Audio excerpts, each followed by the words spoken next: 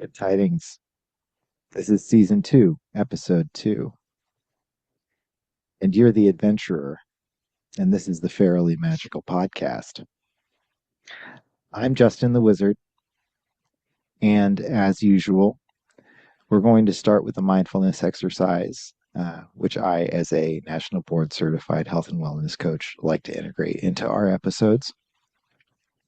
Mindfulness can be a very personal experience. If you choose to skip forward, we've been putting the little pause icon as like a graphic right after the mindfulness exercises in every episode for quite a while. So if you need to jump forward in any episode, that's a good way to find that spot. Otherwise, if you're going to join us, don't worry about it. And, here we go. For those joining us, up above, you might see, depending on where you are, a dark sky, the ceiling of your room, an office. Uh, could be a light daytime sky. It's still light in my sky. Certainly light over the Pacific.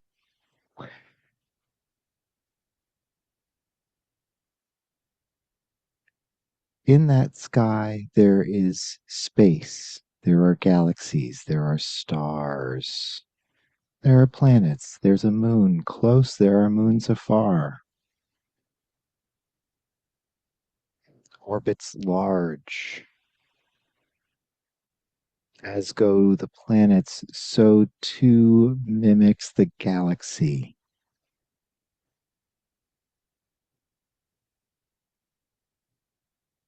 Look below.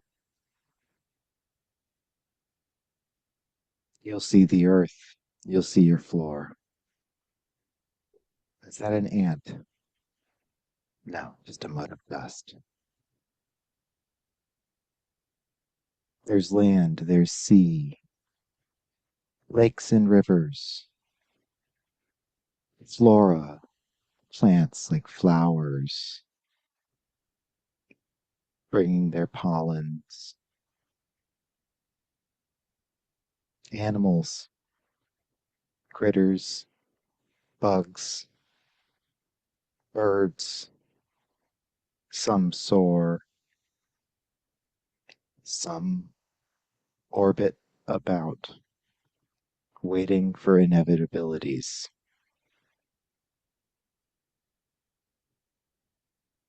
And those orbits continue to get smaller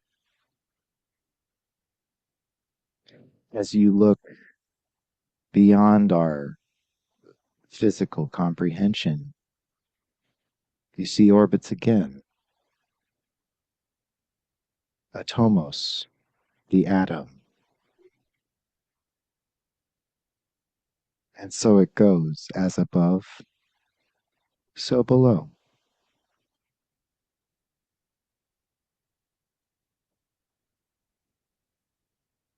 Welcome. Like I said, this is episode 2 of our second season of the Fairly Magical Podcast. Wild. Hey, Elena. Hello. Hello. I'm Elena Lunt. I'm your chaos coordinator on the Fairly Magical Podcast. I can't believe we're already into season 2. I'm far more lucid than I was in our first episode of this season when I was recovering from a medical procedure, but we got through it. And that episode is now on the internet as evidence forever and ever. But we are moving on as we do. So we're going to do a tarot reading to start off our episode like we always do. I am bringing back today Crow Tarot by MJ Cullinane. This deck was speaking to me. It was calling to me today. I didn't have a clear idea of which deck I wanted to use, like I sometimes do going into these recording days. And yeah, I just started sort of perusing through my decks on the shelf, and this was the one. This was the one that was speaking to me. It's calling to me. So it must have something to tell me. And as Justin pointed out, this apparently is the deck that I used for episode 2 of season 1 as well. So The scrolls say it's got so. something Yeah, to tell me. Yeah, that's what my it's got scrolls say. something to tell me. Yeah. All right. So I'm shuffling our intentions into this deck, and I am very curious to know what it wants to tell me today. Okay. So, dropping things. Okay. We've got the Seven of Pentacles coming up first. Seven of Pentacles gives us building, perseverance.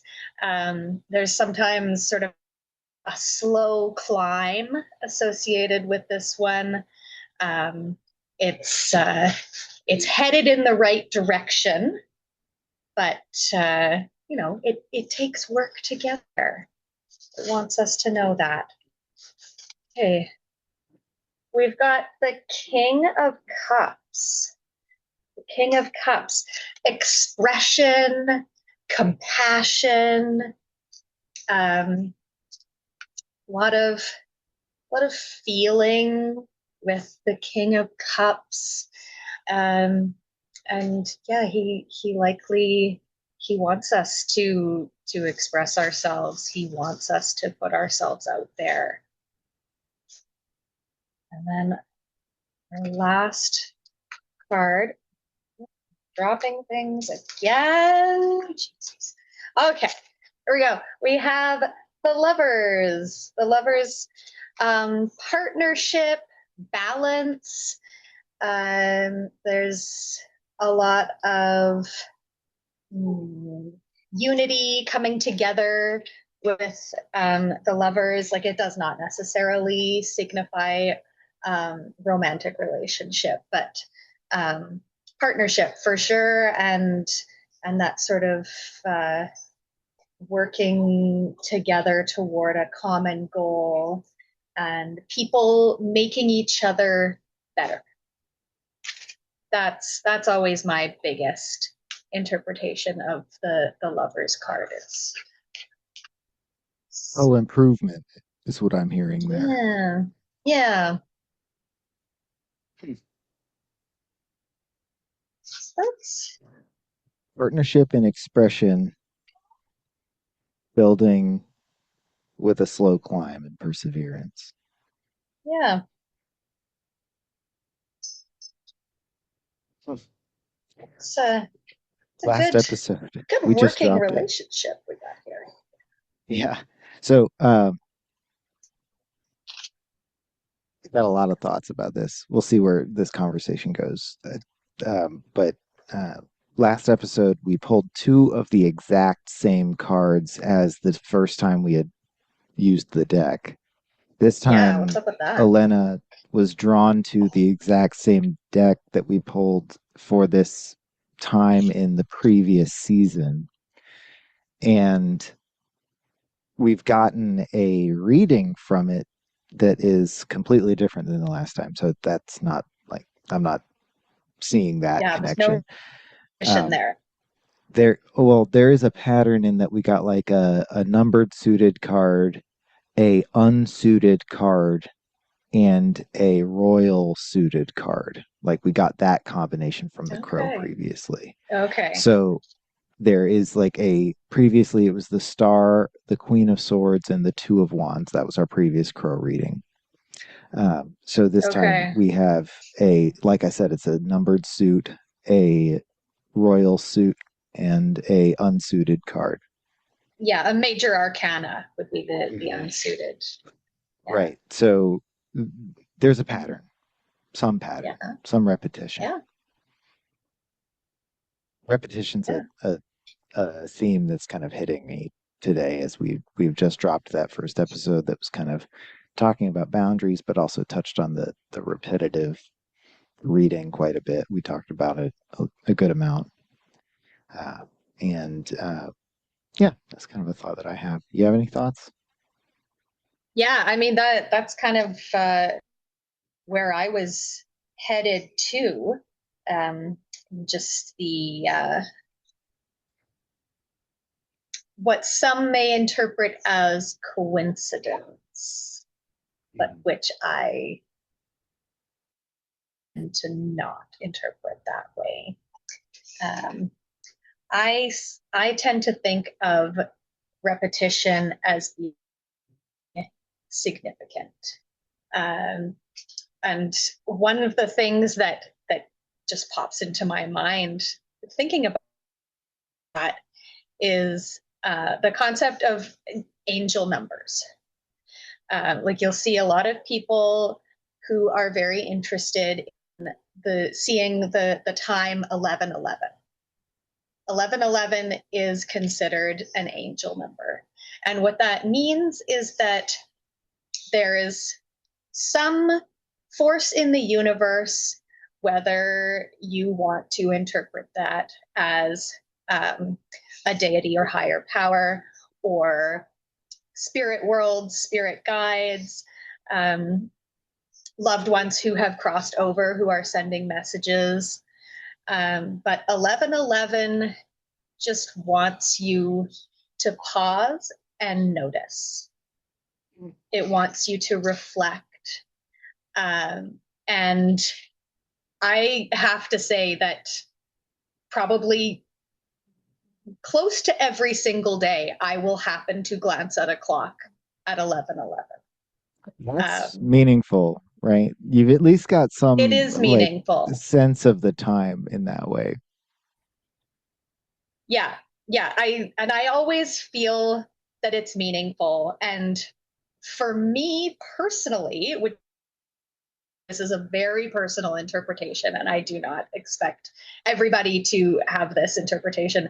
But when I happen to glance at the clock, especially when it's, while I'm busy, while I'm engaged in something, and I just happen to have glanced at the clock at that moment, and I see 11:11, my first thought is always, "Hi, Dad."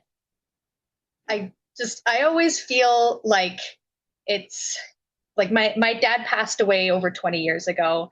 And I always feel that that's just him just saying hi. It's it's just hi, Dad. That's and it's a really comforting thing to just have that little break in my day, even if it's 2 seconds, to glance at the clock, see 11:11,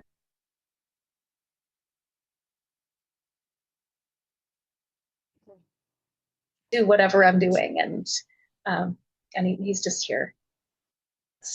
That's usually my interpretation of 11:11, and I do find it comforting. I like it. Giving Zoom its time to catch up because it's doing the thing where sometimes your video and audio get out of sync, and I'm sure it's capturing Oh, most of it, and I'm just having a hard time catching up. Zoom's pretty good okay. about this in my experience, but I apologize for those watching later. I'm sure the point's getting across. It's as much my setup as it is our internet connections, I'm sure. Anyway, we're doing It the is. best we I can. did get a little pop up saying your internet connection is unstable. Exactly. I'm sure it's something like that. Shh, Anyway, just work. stop. Anyway, um, Just work. no, it's one of those things like there are significant like all right, so first off, there's definitely a neurodivergent component to this. Like I've got the OCD diagnosis, and there's a lot of questions on that survey for self-diagnosis and self-reporting. Self-reporting rather is the term that I mean. When you're self-reporting Okay. your symptoms for OCD, like a diagnosis at the psychiatrist office, there's a lot on there about numbers that have significance to you. And so it is a neurodivergent associated trait, this like attributing significance to numbers. But there's more to it than that for some of these, right? Like you're saying, there's certainly an emotional connection and spiritual connection that means something to you. And nobody's going to take that away from you. Like, I'm obviously a believer in science and fact and things, but Mhm. um, in this case, my emotional response is a fact. And Right. I observe that I happen to almost always glance at the clock at 11, and I find it comforting. I notice, not all the time, but I notice like 1234. I don't have any like connection to a person like you do Hmm. with it, but like 1234 is one of those where I just like sequencing. Um, this might be Yeah. more my like neurodivergent side. Like for me, it's more just like OCD like order uh, sort of preferences. Sorry, hang on, that came out really clumsily. OCD people have a tendency to like when numbers are in order and when things are organized and neat and like aligned, for lack of a better Hmm. term, most of the time. If you build a house for an OCD person and the lines on the molding aren't flush, then you're probably going to get a hole earful. Um, that sort of thing, right? If that's just like a practical example, like if you're not a detail oriented builder, you probably shouldn't be working for clients that are very detail oriented OCD type people, because they're going to be very difficult for you to satisfy if you don't have that same eye. And that's just something that I understand about myself, and I've learned to kind of soften my expectations for the rest of the world, and that I have to, like, okay, like there's rough edges to the real world, like that's uh, uh, and it's one of those things where repetition is the way that I get used to it. Like I have to, uh, the same way you like kind of repetitively have this experience that is an emotional connection at a time of day. I have to deal with the repetitive experience of like, well, that's not how I would have liked it. If I wouldn't have left it like that, sort of thing. Yeah. Um, Yeah. If it was and up to me. mhm, I might have redone that work, and so but it's not up to me. And I live in an environment that I don't own. I rent, so it's just kind of, I have to deal with some of the things just not being the way I'd prefer. They just are the way they are. Yeah. Yeah. And that can be tough. It can be disruptive, especially when something is, maybe newly that way, or um, when it just starts to become an issue. Uh, yeah, that can be really, really distracting and really disruptive. Hmm. Yeah, but then repetition is really, all right. I'm going to focus on like the part that I want to focus on with the King of Cups, the expression component, is really okay. The slow climb part of the Seven of Pentacles card that I definitely remember at least once last season, coming up. I've Yeah, heard I you think so. give this explanation of this of Seven of Pentacles reading before. I don't remember when. That's not really important. But the wisdom of a slow climb is in building resiliency through repetition. Um, when you climb, like let's take a mountain, slow climb, okay? If you're climbing a hill or a mountain, and you take each step one at a time, and you don't wear yourself out at any given one step, hypothetically, you have the energy to keep taking additional steps.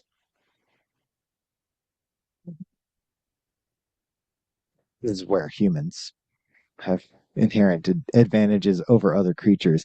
We're very, very good at continuing to take a step, uh, Yeah. and the other creatures aren't, especially cold-blooded creatures. Like they cannot do what humans can do, and this is where we fit into. Some would consider a human to be a endurance predator, right? We're an omnivore, so Hmm. we don't have to predate in order to eat. We have the option of veganism, even. Um, and, I'm basically just saying, like, if you think back, though, when we did need to occasionally predate, like, small or large animals in a hunter gatherer sort of society at the most advanced level of early humans, there would have been a necessity to basically take steps for longer than our prey because we were Right. very rarely faster than it. Very, very rarely faster than it in a straight up run. And that was not the point. We Yeah. would find the trail, follow the trail, and keep following the trail. And our average speed across a great distance was always outpacing other things in the long run, right? So as long as we kept taking those steps, kept building that resiliency and learned to walk 500 miles if it meant having, you know, the the feast at the end, whatever. That's a very hypothetical extreme hyperbole there. 500 miles probably not achievable on foot. But the point is just that we were very good at taking these steps, building resiliency and ultimately getting the resource needed through that persistence. Yeah. Definitely. Yeah. We don't sprint the way that a four-legged animal would. They're always going to have us beat in that sense. But the thing about sprinting is you can't do it for long, and you got to stop. Yeah. And some things did evolve past our range, like the mountain goat. We're not good at hunting mountain goat as people generally. Like it's not one of the Yeah. things that we can easily hunt because we can't easily go up cliff the way mountain goat can. Yeah. And that's just the thing about like some creatures do have us in a certain biome. Um, there's not a way without a tool for us to overcome it, and that's where tool use got us past that, uh, and we were able to kind of expand into all the spaces, be anywhere. Not anywhere.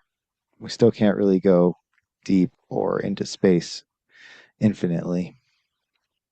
We're pretty much Yeah. trapped in the atmosphere, you guys. Unfortunately, we are. Hmm.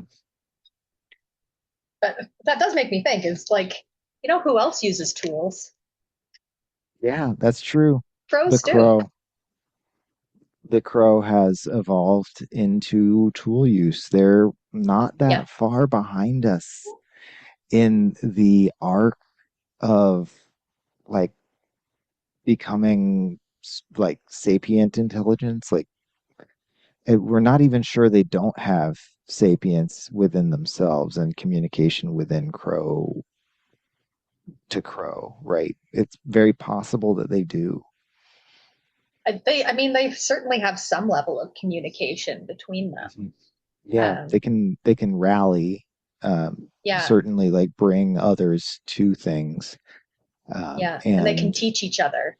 yeah, they can teach skills. They can teach each other about good people or bad people, which is Yes, a they can. particularly interesting thing. It's like they can create rebellion against specific other people without all of them having seen that person first. Yeah. Like they can be led, maybe they have to be led to it or something. It's like that's the I don't guy. know, but they Like can we hold a communal grudge, and I yeah, have a yeah, lot of yeah. respect for that. Yeah. So like if there are if there is a class of creature to never cross above the water, it is Corvidae, right? All of Corvidae, anything Mhm. Corvid, don't Yeah. cross them.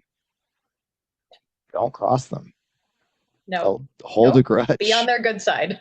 Yeah, no, really. They're probably a part of your community and they see themselves that way.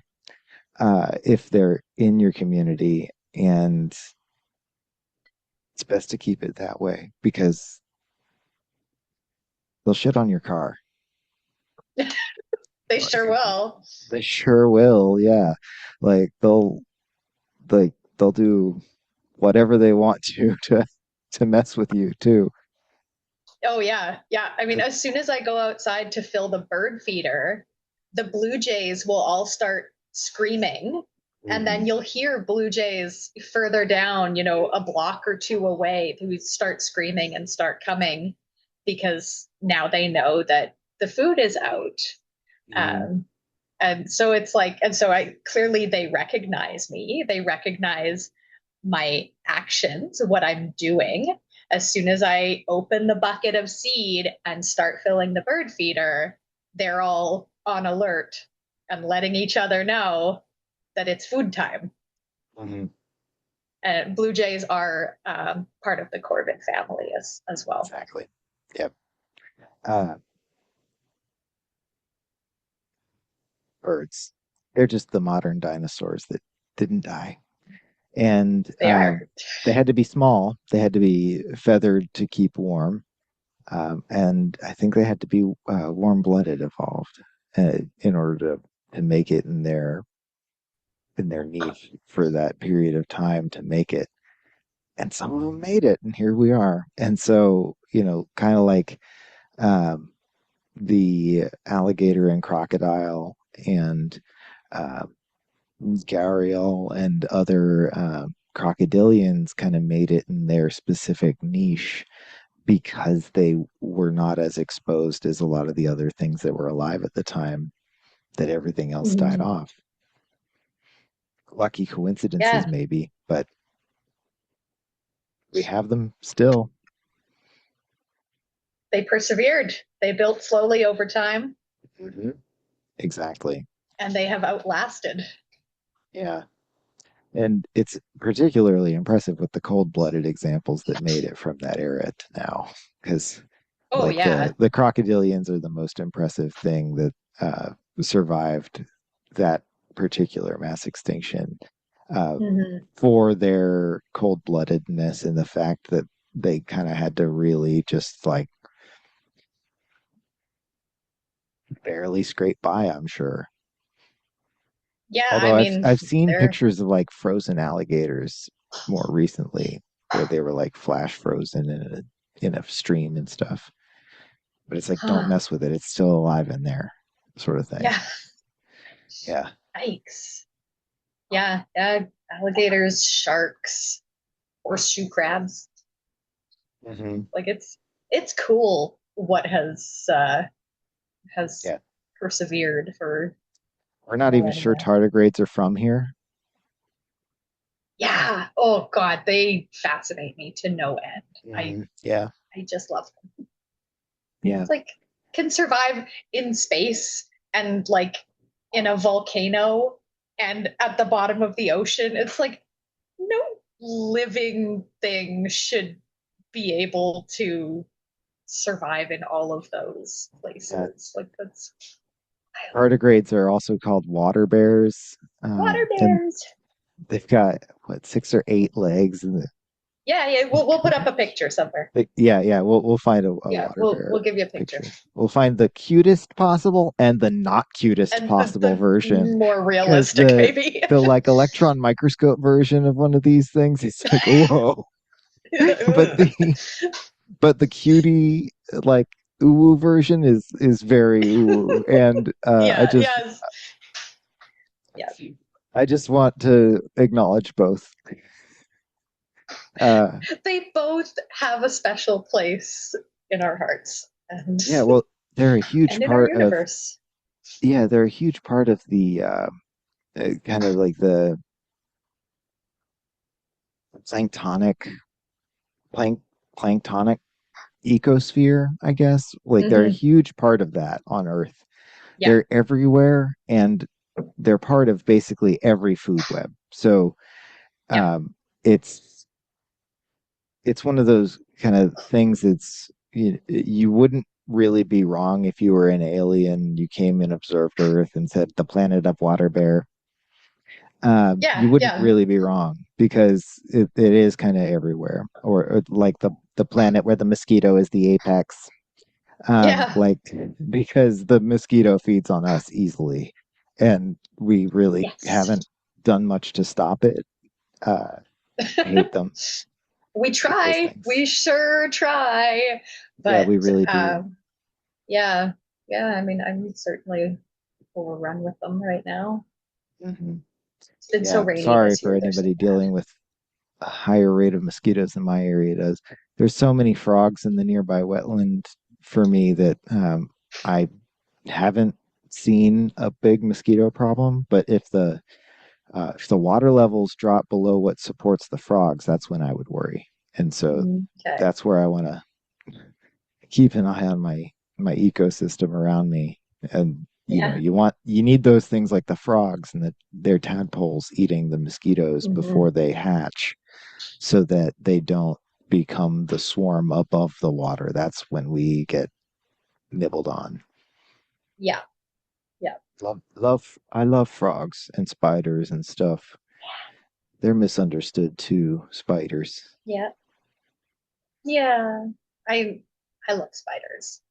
Um, and I'm very glad that I've been able to pass that on to my kids so that when they're with a group of their peers and there's a spider and everyone's going, hey, it's a spider, and my kids are the ones fighting over who gets to cuddle it first. I don't know about cuddle it. Um, We don't maybe have in poisonous spiders here, venomous spiders. okay, well We then don't have venomous spiders here. we have to worry about wolves and Spiders are safe. the wolf spiders and widows. It just Oh we're no, we just don't have enough anything south like that. here that we have to worry about Yeah. the wolves and the widows and the Okay. those are and brown recluse. That's like even worse than the other two if Oh you get yeah. bit. Yeah. Because that one is, I want to say, necrotic injury if you get it, and Yeah. you don't want that. Nobody Mhm. wants that. Don't take necrotic toxic damage from enemy spiders if you can avoid it. Yeah. So when I see a spider, I treat them all as if they're a brown recluse, and I trap them with a cup and piece of Yeah. paper or a piece of cardboard. Usually I'll do like a piece of cardstock.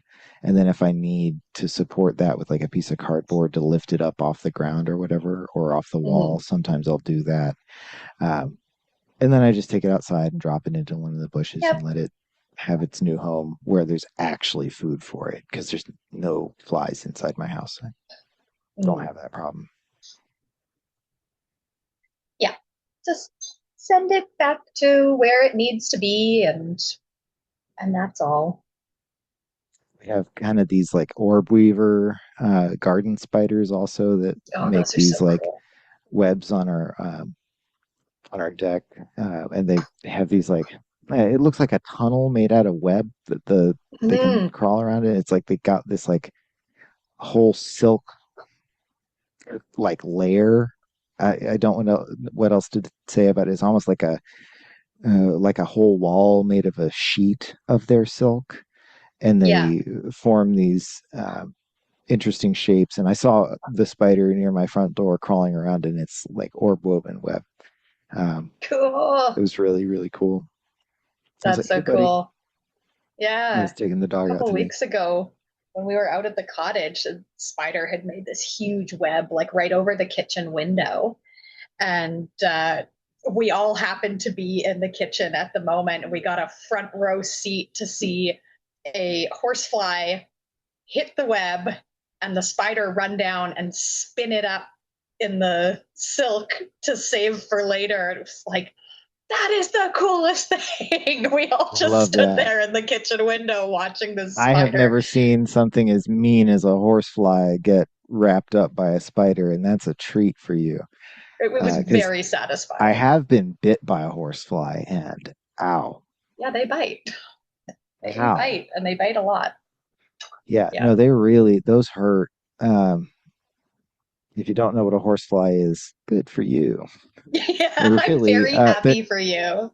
yeah, they're like not actually, it's not a problematic bite. It just hurts a lot. So Yeah, it's one of those just like, wow, what was that sort of like response? Like I yeah, can still kind of feel it when I talk about it. Um, yeah. yeah, anyway.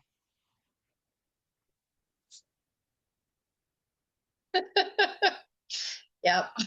Hex the horseflies. Hmm. May they be eaten by happy spiders.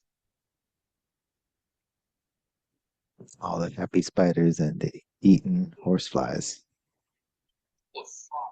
Love that for the spiders. So,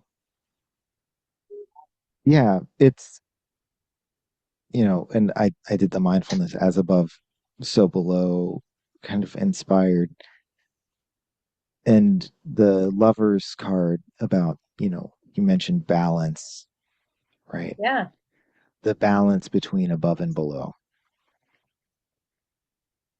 Wanted to talk a little bit about that, right? Uh,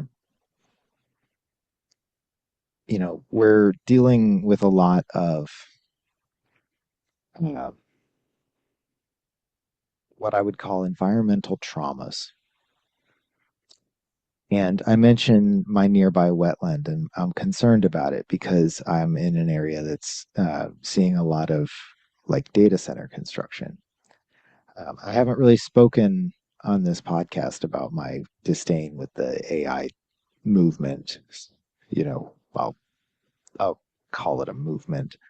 I don't think it's transformative. I come from the technology industry, and I think that AI is merely a well marketed uh, system of extracting funds from investors, except that funding extraction has not been well invested, and now it's crashing, and they're trying to save their investment before it burns down.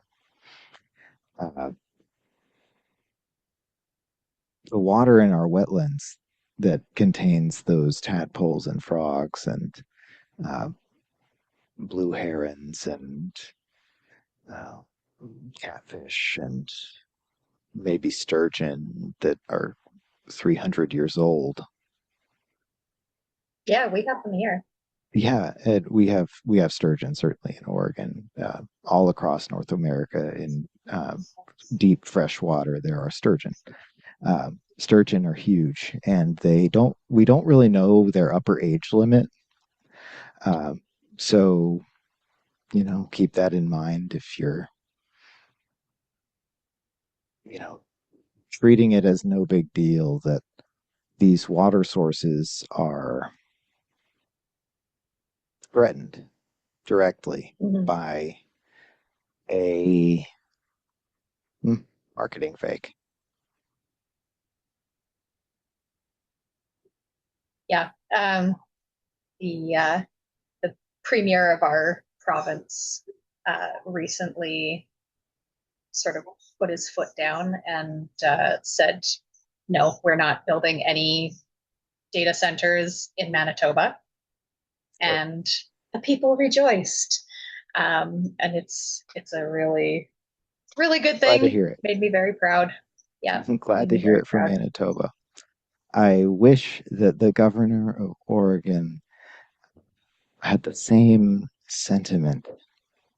You'd I'm think quite that if any state disappointed. was going to do it, it would be Oregon, maybe California, but would be top of my list for any state that would. You would think. Yeah. I would think. Anyway, that's I think that's probably enough about that for right now. Um, Follow me on LinkedIn for more of that. That's a great way to see what I think about AI on a more regular basis. And yeah, it's me being real for a minute. Like I'm concerned about my environment. So too should you be. Yeah. Yes. And Yes. We should happy all for be concerned. Like Manitoba. we are at this point. Mhm. Yeah. I Well, mean, we only have the one I atmosphere. I don't believe that we really have anywhere else to go. know not within any attainable distance, certainly. No. I mean, yeah, I'll happily help the billionaires launch themselves off the planet. How do I sign up to do that?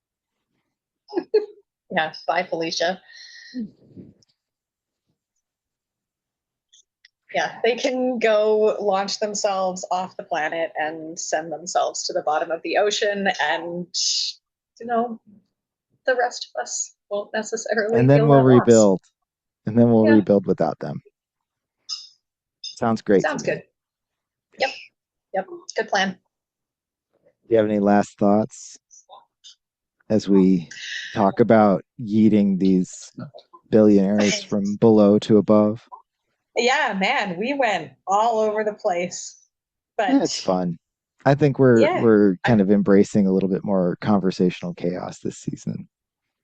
We're gonna I have a think lot of so. guests this season. We have a lot already booked. Yeah, yes, I am. I'm really looking forward to this. We've got some super cool people coming on, Yeah. and I'm excited for our listeners slash viewers to get to know some of these other people if they don't already. Yeah. It's gonna be fun. It is gonna be fun. Yeah, yeah, yeah. So yeah, remember today's lessons as above, so below. Repetitions form the basis of a Watch out slow for climb. repetitions. Watch Mhm. out for repetitions in your life because could be something trying to tell you something, trying to make you notice. Would be an anchor for you to utilize.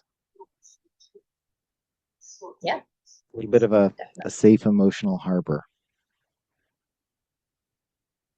Yeah, I really hope that someone else can find that kind of comfort in the repetitions that they experience. Mhm. Express yourself, keep in balance.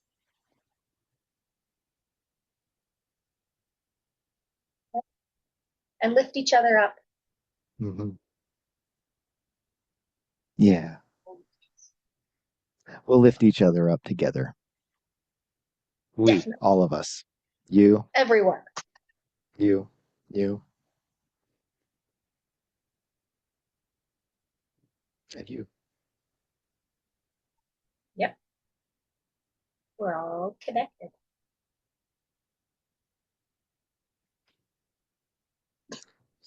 I didn't know it would I didn't do know it that. could do that. What? We learned last time that the video does capture that sort of effect. That's hilarious. Yeah, that's right. We Yeah. had the little party horns. Uh-huh. Anyway, um, I'm Justin the Wizard, and this was another episode of Fairly Magical Podcast. Thank you. I'm Elena Lunt, and I'm one minor inconvenience away from becoming local folklore. I hope I'm already local folklore. Well, I know I am. All right, bye. Bye, y'all.